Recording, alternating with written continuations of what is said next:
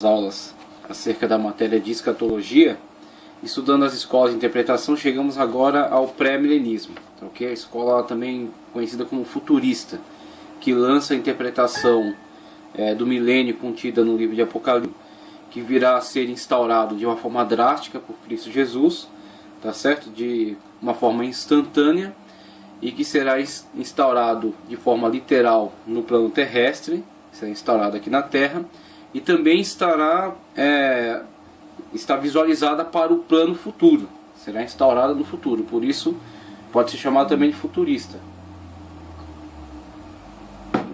Pré-milenista porque coloca os eventos do arrebatamento e da tribulação antes do milênio. Então é uma abordagem pré-milenista, ou seja, antes do milênio, antes de vir o milênio, a instauração do milênio literal na Terra, haverão esses acontecimentos, tanto o arrebatamento da igreja quanto o período de grande tribulação, tá ok? Então estamos falando do pré-milenismo na abordagem futurista. Na abordagem futurista, o tempo da igreja, o que nós vamos ver também na abordagem dispensacionalista, a questão do parêntese profético, a interpretação, uma hipótese de interpretação do texto de Daniel, as 69 semanas, desenvolvendo-se no transcorrer da história, o chamado parêntese profético que interrompe as 69 semanas na expectativa da 70ª. Então o acontecimento da 70ª semana para alguns se dará após o arrebatamento da igreja. Então tem aqui essa possibilidade aí do arrebatamento da igreja. Outros entendem que a igreja adentra o tempo do primeiro período da grande tribulação, os primeiros 3 anos e meio da grande tribulação, sendo retirada do meio, então traz a abordagem mid-tribulacionista, sendo retirada no meio da grande tribulação, ficando então o segundo período, os últimos 3 anos e meio da grande tribulação, a metade da 70ª semana de Daniel, como um período de intensa punição por parte de Deus sobre o anticristo e os seus associados, ok? Aí é o período que Apocalipse aborda como as taças da ira de Deus, as taças cheias da ira de Deus. Então a igreja na verdade vivenciaria o período dos selos e das trombetas ainda, mas não das taças. E aí, terminado esse período em que a igreja começa a ser perseguida, e aí temos aí os textos, por exemplo, do 5º selo, que vê as almas embaixo do altar, e no final desse período, quando as almas estão de vestes brancas e com palmas na mão, alguns entendem, os mid-tribulacionistas entendem que esses que estão sendo abordados ali são os integrantes da Igreja de Cristo, que vieram aqui ao longo das épocas pregando o Evangelho, adentram o primeiro período, tá certo?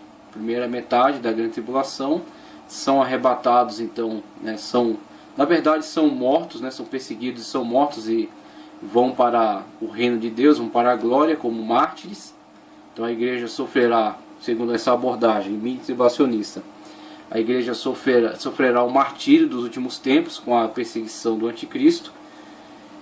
E após isso, se completar o número daqueles que vão ser martirizados pela perseguição do anticristo, virá então o derramamento das taças da ira de Deus, com o segundo período da grande tribulação, acerca do qual Jesus falou que se não fossem abreviados, ninguém sobreviveria, ninguém resistiria.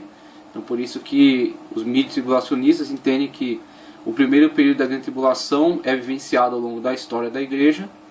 Então eles alegorizam esse primeiro período da grande tribulação e entendem que o segundo período de 3 anos e meio é literalizado visando a sua abreviação, que Jesus mesmo é que se encarregou de dar o entendimento disso, dizendo que eles são abreviados porque eles são 3 anos e meio porque são abreviados, e essa abreviação deve-se ao grande peso do derramamento da ira de Deus, tá ok? Então temos aí os futuristas, todos eles são de um plano futurista, porque eles leem o milênio de forma literal e, lendo literalmente, eles lançam esse período para o futuro, por isso são futuristas, são pré-milenistas porque entendem que todos os acontecimentos aqui se darão antes do milênio. Então, tá certo? Pré-milênio. pré-milenistas. E finalmente, aí temos, como eu já esclareci aqui, os mid, né, os pré-tribulacionistas, entendem que o arrebatamento será antes do período de grande tribulação. Então houveram as 69 semanas de Daniel, cumpriu-se na época da morte e ressurreição de Cristo. Após isso veio o tempo da igreja, que é qualificado como parêntese profético. Um parêntese por quê? Um parêntese abre uma exceção dentro de um texto, dentro de uma argumentação, dentro de uma fala. Então a pessoa vem numa sequência lógica e diz, eu vou abrir um parêntese. Quando ela abre um parêntese, ele está inserindo algo que não era daquele texto. Então ele vai abrir um parêntese e esse parêntese é explicativo, ou é algum acréscimo de informação que não necessariamente estaria ali. Então o que acontece? Os dispensacionalistas leem a história da igreja como um parêntese dentro da argumentação da 70ª semana de Daniel. E aí eles falam que como Jesus Cristo veio para o que era seu e os seus não receberam, a todos quanto receberam, deu-lhes o poder de serem chamados filhos de Deus. Então a igreja está qualificada dentre aqueles que, desses todos aqueles, né? Jesus veio para os judeus, para os seus o rejeitaram, não todos, mas a grande maioria o rejeitou. Então uma vez que foi rejeitado por eles, a todos quantos. Então esses todos quantos é um número invariável, é uma quantidade em aberto, né? Abre um leque de possibilidades, de números aí, todos quantos. Desde os primeiros que aceitaram a mensagem salvífica de Cristo, até a última alma que aceitar. Quando dá-se então tempo em que se fechar essa porta de evangelização, essa porta da graça, né? Quando então virão aquilo que está designado aí nas profecias acerca dos julgamentos de Deus. Então o que acontece? Esse período, após a negativa dos judeus, até a última pessoa que aceitar Cristo como Salvador, ele é tido como um parêntese dentro da narrativa lógica de Daniel. Então Daniel foi revelado a ele as 70 semanas, e a 70ª semana é uma semana de conclusão, uma semana que conclui todo o projeto de Deus em relação ao restabelecimento de Israel e a punição dos seus inimigos, a punição dos seus adversários, principalmente do anticristo, que se levanta no livro de Daniel, é tipificado como um chifre pequeno, por exemplo, que tem uma boca ousada, que fala blasfêmias contra Deus. Então essa abordagem de Daniel, ela é interrompida na 69ª, tá certo? Essa interrupção deve-se à negativa dos judeus.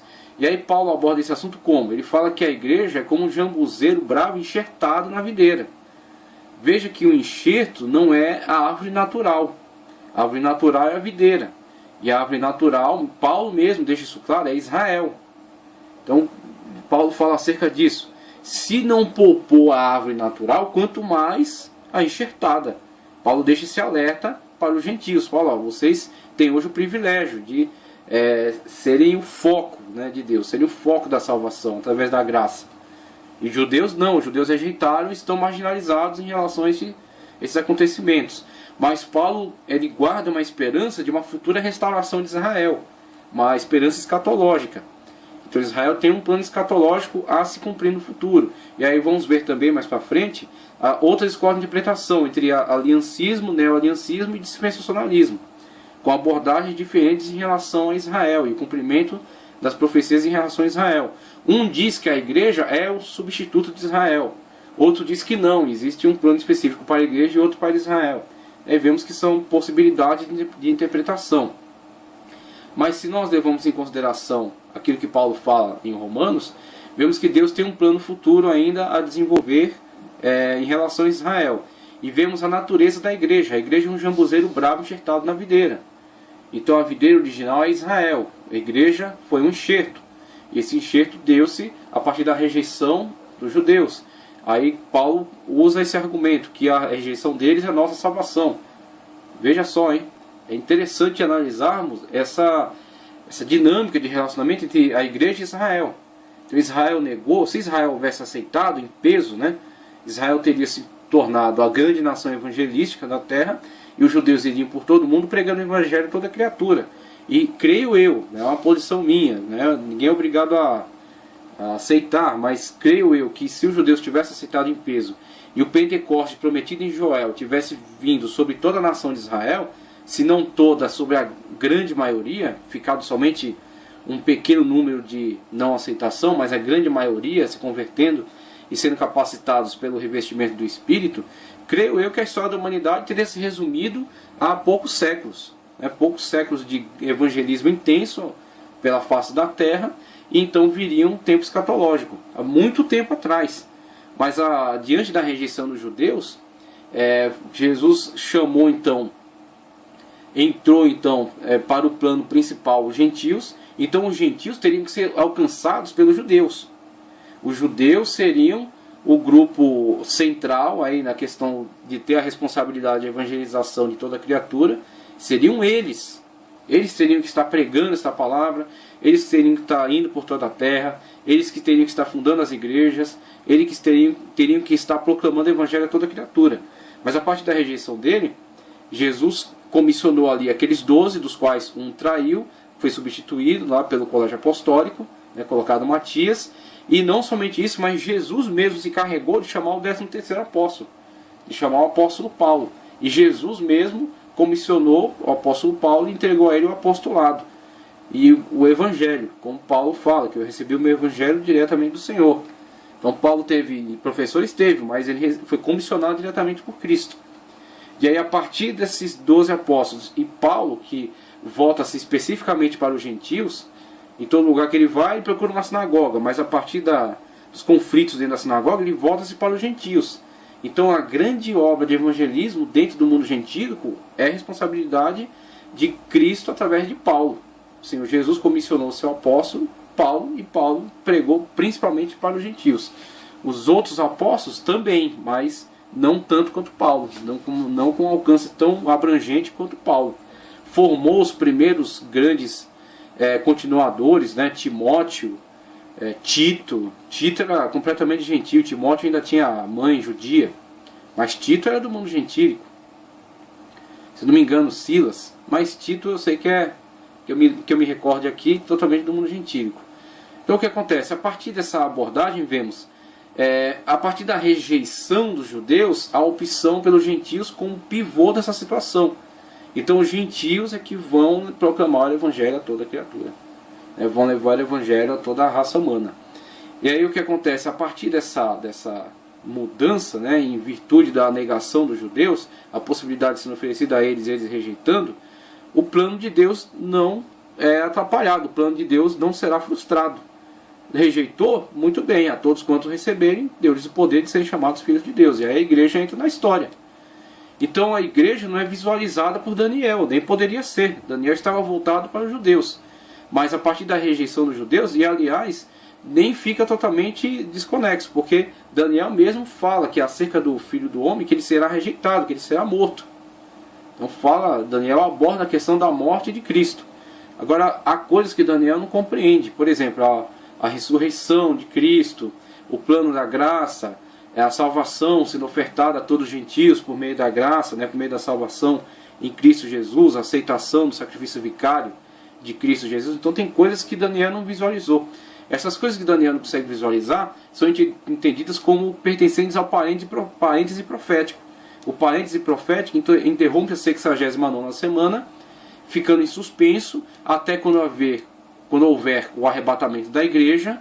Então após o arrebatamento da igreja, dá-se-á a continuidade do relógio profético, podemos chamar assim, das 70 semanas de Daniel, com a inclusão, com a instalação da 70ª semana.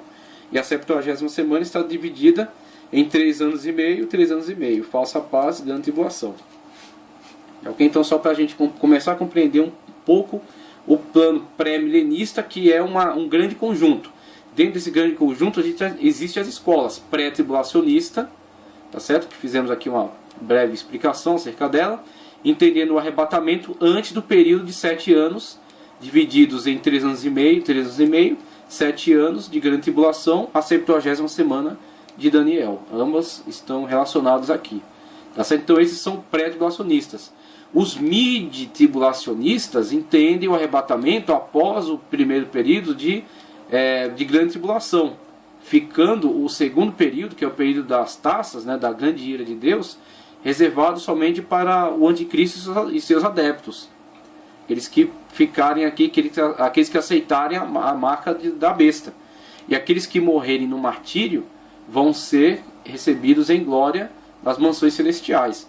Então a igreja vem ao longo de todo esse período, o anticristo se manifesta, tá certo? A igreja adentra o período, o primeiro período de grande tribulação, quando ele sobe ao poder e instaura a marca, né? Obrigando todos a usarem, a aderirem a esta marca. E esta marca não necessariamente é um carimbo, tá?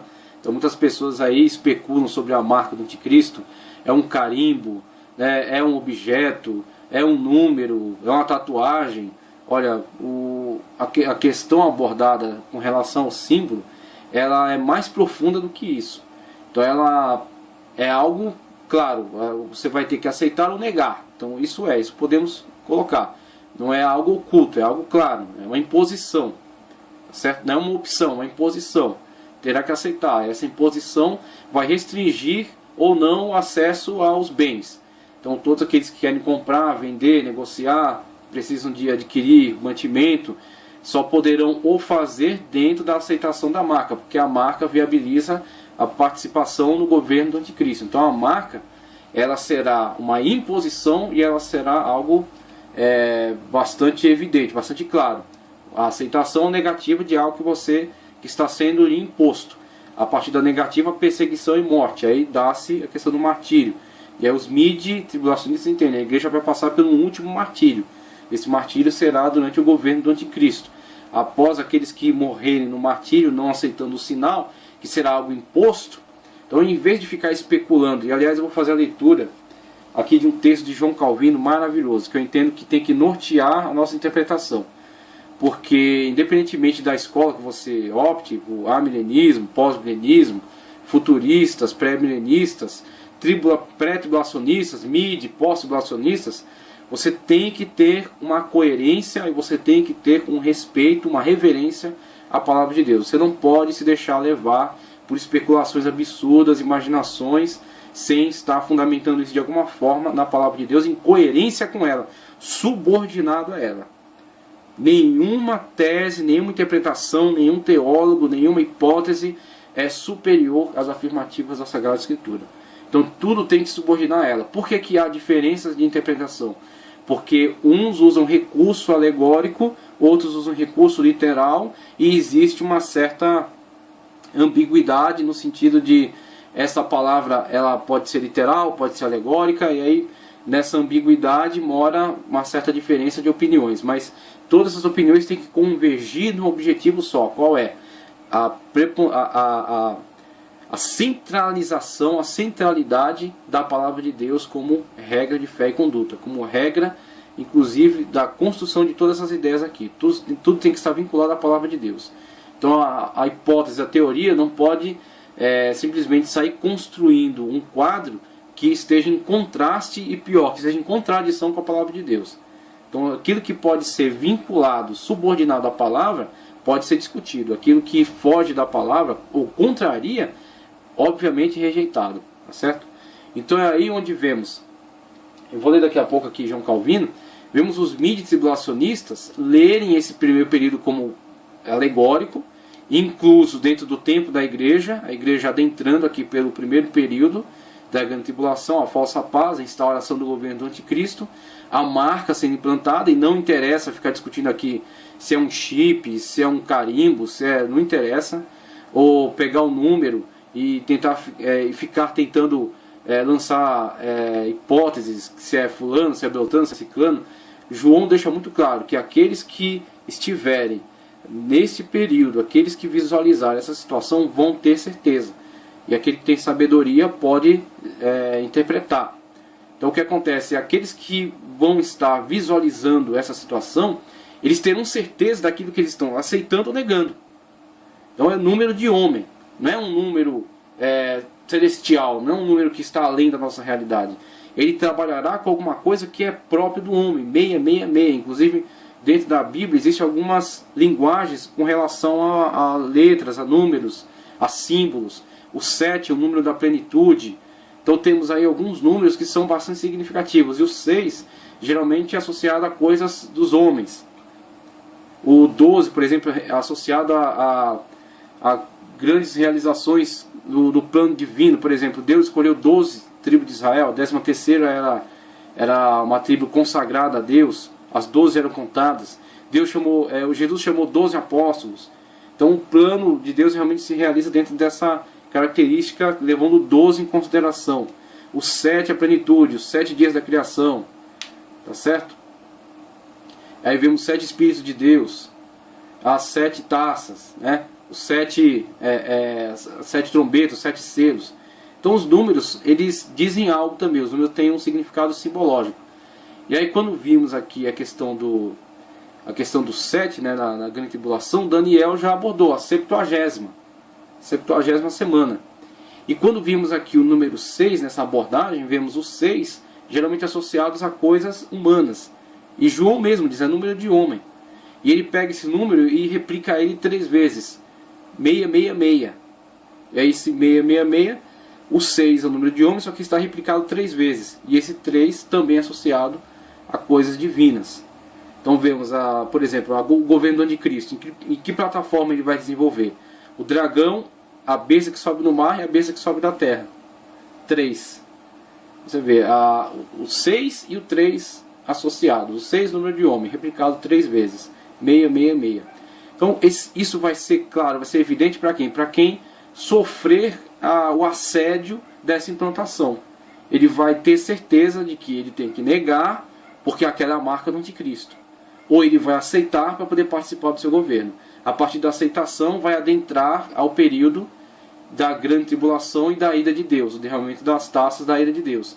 Aquele que negar, e aí os midi-tribulacionistas entendem que a igreja está incluída nesse período, aquele que negar vai ser perseguido e será martirizado, quando então, ao final desse primeiro período, todos os mártires já terão adentrado a glória, dar-se ao início do último período da grande tribulação, os 3 anos e meio, que são na verdade uma abreviação, conforme Jesus mesmo disse. Se aqueles tempos não fossem abreviados, ninguém existiria. E aí, finalizando, temos aqui os pós-tribulacionistas, que podem ser chamados de pré-milenistas históricos. Os pré-milenistas históricos, eles guardam uma certa característica, não com aquele historicismo preterista, que diz que o Apocalipse é um livro que não tem revelações, na verdade é um livro que narra eventos do primeiro século da era cristã. Não é esse tipo de abordagem. Os pré-milenistas históricos entendem que esses acontecimentos se desenvolvem ao longo da história e na verdade a igreja vivencia todo esse período aí ao longo da sua história, tá certo? Então é nesse sentido que eles são históricos. Eles são pré-milenistas. Eles não alegorizam o milênio, eles entendem que o milênio se realizará e Jesus virá implantar o milênio. Mas o que eles entendem, na verdade, por exemplo, o arrebatamento é a passagem do reino de pecado para a salvação. Então esse é o entendimento do arrebatamento. O arrebatamento é alegorizado. E a igreja vivencia todo esse período aqui de perseguições, aguardando o quê? A vinda de Cristo e a implantação do milênio literal. Enquanto o pós-milenista entende que o milênio é alegórico, e eles estão implantando o milênio, né? E a igreja está o milênio na verdade é o reino de Cristo no meio da igreja, e Jesus virá ao fim do período para fincar a bandeira aqui e oficializar o seu reino. O pré-milenista histórico, ele entende que a igreja vivenciará esse período de grande tribulação, inclusive o período de abreviação, como Jesus fala, né? O período de 3 anos e meio abreviado, e verá Jesus vir implantar o milênio, quando então a igreja martirizada adentrará o reino milenial, sendo ressuscitada para viver no milênio com Cristo Jesus. Então haverão aqueles que já estão na glória, que morreram ao longo da história e também foram martirizados, e aqueles que até o final serão martirizados, quando então todos os mártires reunidos serão ressuscitados para viver o milênio. E aí temos então a abordagem pré-tribulacionista, midi-tribulacionista, pós-tribulacionista, tá ok? Mas todas são pré-milenistas. Todos são pré-milenistas e entendem o milênio de uma forma futurista, o milênio literal instaurado para o futuro. E aí, como eu prometi aqui o texto de João Calvino, que eu achei impressionante e que eu acho bastante sério,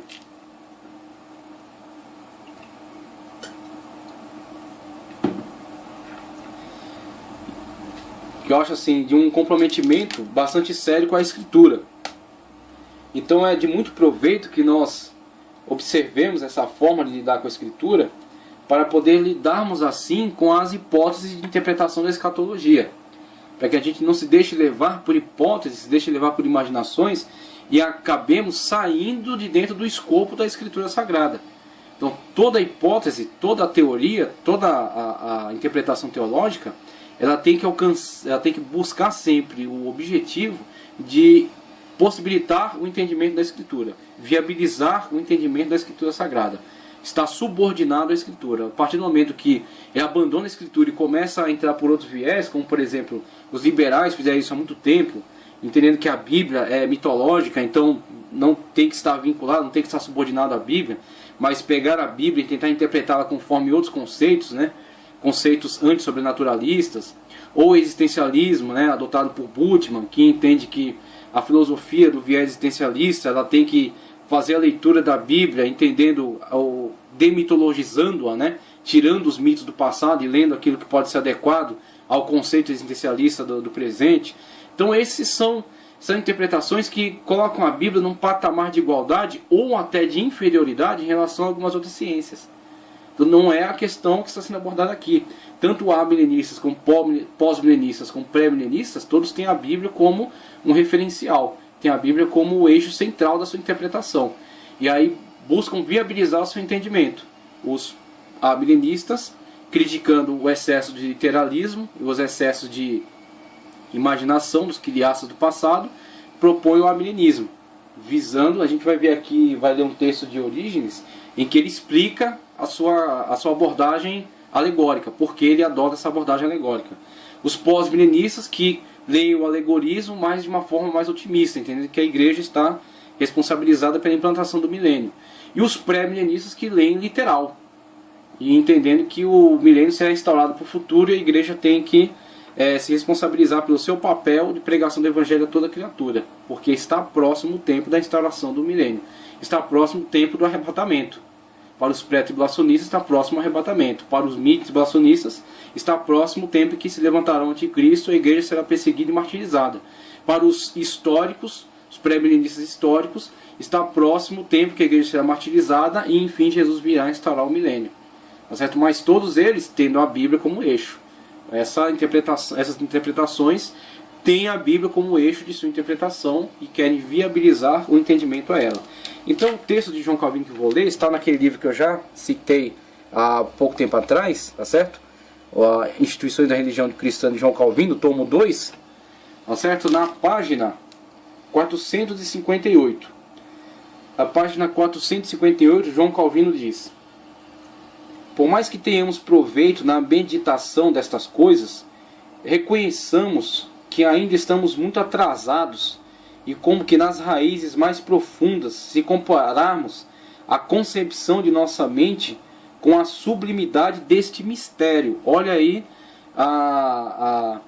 o antagonismo que ele propõe entre a possibilidade da nossa mente, tá certo? A possibilidade da nossa mente e a sublimidade desse mistério. Então qual é a noção aí? Que nós estamos muito aquém dessas revelações. Até o próprio apóstolo João estava muito aquém das revelações que estavam diante dele. Por isso ele coloca numa questão de comparação. Isso é semelhante a. Ele tenta estabelecer, imagine só a tarefa que João teve diante dessas revelações, né? Uma tarefa, foi um grande privilégio, mas foi por outro lado uma coisa extremamente difícil. Porque ele teve o encargo de procurar uma analogia entre as coisas celestiais e aquilo que nós poderíamos comparar aqui na Terra. Então, para começar, o plano terrestre está muito aquém do celestial. E aí João Calvino aproveita. A nossa mente está muito aquém da sublimidade das revelações. Então o Apocalipse, né, as interpretações escatológicas do Apocalipse, serão sempre uma possibilidade. Estarão sempre aquém da revelação real. Então o que lançamos aqui é, diante da revelação que João nos deu, as possibilidades de interpretação, de entendimento dessa revelação, para aguardarmos a revelação final. Então todas estão alertando sobre, temos que aguardar a revelação final. Como? E aí o amilenista propõe, tem a sua proposta de como ele está aguardando o cumprimento.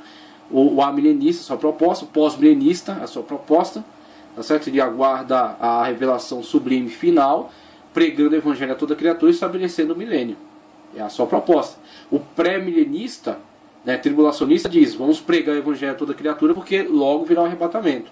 O tribulacionista diz, vamos pregar o evangelho a toda criatura porque logo virá a grande perseguição. A última grande perseguição e o martírio da igreja. O histórico diz, vamos pregar o evangelho porque logo virá a grande perseguição e a instauração do milênio com a parousia, com a vinda de Cristo. Tá certo? Mas todos estão focados nisso. A sublime revelação será revelada totalmente, né? Será completamente compreendida quando o Senhor mesmo vier trazer o entendimento dela. Então está muito aquém nossa compreensão com a verdade sublime dessa revelação, desse mistério, como diz João Calvino. Por isso, tanto mais devemos manter a sobriedade. Então isso que tem faltado em muitas palestras de escatologia. Isso que tem faltado em muitos irmãos aí, muitas irmãs que vão pelas igrejas instaurando pânico nas pessoas. Instaurando terror, fazendo terror escatológico. Isso não tem utilidade. É muito melhor, é muito mais proveitoso esclarecimento, entendimento, porque o Apocalipse é um livro de consolação. O Apocalipse é um livro de consolação. E a escatologia se presta a esclarecer o Apocalipse a partir essas hipóteses de interpretação. A, pós ou pré-milenista. Tá certo? Pré-milenista, pré-tribulacionista, mid e pós-tribulacionista. Então o que acontece? O grande objetivo é deixar a igreja alerta. É impulsionar a igreja a cumprir a sua tarefa. E estar esperando pelo cumprimento da grande promessa. Como o Senhor cumpriu as outras promessas, esta promessa também será cumprida. Porque nós cremos em tudo aquilo que o Senhor já fez, já realizou e aquilo que vai realizar. Passarão os céus e a terra, mas as minhas palavras não hão de passar. Então o plano escatológico ele é completamente referendado por todas as promessas de Deus já cumpridas, já realizadas. Então aquele que propõe uma palestra de escatologia tem que trazer renovo para a igreja. Ele tem que trazer conscientização para a igreja. Tem que trazer um avivamento da fé da igreja. Tá certo? E um alerta também. Um grande alerta, porque a escatologia, o Apocalipse, servem para trazer um alerta, deixar a igreja atenta, para que ela esteja dentro do grupo das 5 virgens prudentes e não das 5 loucas. As 10 virgens, todas esperavam o esposo, mas 5 eram prudentes e 5 eram loucas. As prudentes são aquelas que estão alertadas e que creem nessa mensagem, né, que tem azeite na botija, para que quando ouvir a voz, aí vem o esposo, acender as suas lâmpadas e participar então participar então do reino do Senhor. Então temos aí a questão da sobriedade. Por isso, tanto mais devemos manter a sobriedade, para que não ocorra que, esquecidos de nossa medida para voar alto com maior audácia, o brilho da glória celestial não nos ofusque. Sentimos também como move o desmensurado desejo de saber mais do que nos é permitido. Existem coisas na escatologia, no Apocalipse, que elas têm que ser colocadas como hipóteses, não como certezas, como se estivéssemos fazendo um cálculo matemático. Não é possível. Elas estão além de nós. João, que estava perante elas, ao qual o Senhor estava mostrando-as, né? Que ouviu a voz, a porta aberta no céu, a voz dizendo, vem e vê, e foi transladado ao mundo espiritual, e foi mostrado diante dele. João, diante de certas coisas, não teve total certeza. João, diante de algumas revelações, teve que se calar, como os 7 trovões, quando desce o anjo do céu com o livrinho na mão, e é ouvida a voz dos 7 trovões, e João ia escrever, e a voz disse, né, não escreva. Então você vê, existem coisas no Apocalipse que são reveladas, né, como João fala, aqueles que estiverem diante da perseguição do Cristo vão saber qual é o seu sinal, vão saber qual é a sua marca, e vão negar, ou vão aceitar, mas conscientemente. Agora tem coisas que são ocultas, a voz dos 7 trovões, acerca do tempo do fim, acerca das últimas revelações, e João registrou apenas que elas aconteceram, mas não que disseram, teve que ser ocultado. Então tem coisas que tem pessoas que querem saber mais do que é possível saber, e aí começam a desenvolver hipóteses, maluquices, loucuras, e implantar isso na igreja e causar confusão. E aí consequências, por exemplo, muitas pessoas que eu conheço e que têm medo de Apocalipse, tem medo das revelações, né? Em vez de ler Apocalipse, ela lê até Judas e volta para Gênesis. Por quê? Medo implantado por pessoas irresponsáveis, né? ou muita confusão, muita loucura. A gente vemos as seitas trabalhando aí na questão das interpretações errôneas, né, da escatologia, desrespeitando o texto, a lógica do texto. Então quem dá a regra é o texto. Então aquilo que puder ser vinculado ao texto é válido, é uma hipótese válida. Não é a verdade revelada, a verdade é o próprio texto. A possibilidade de interpretação é uma hipótese. Se essa hipótese está vinculada ao texto, ela é plausível.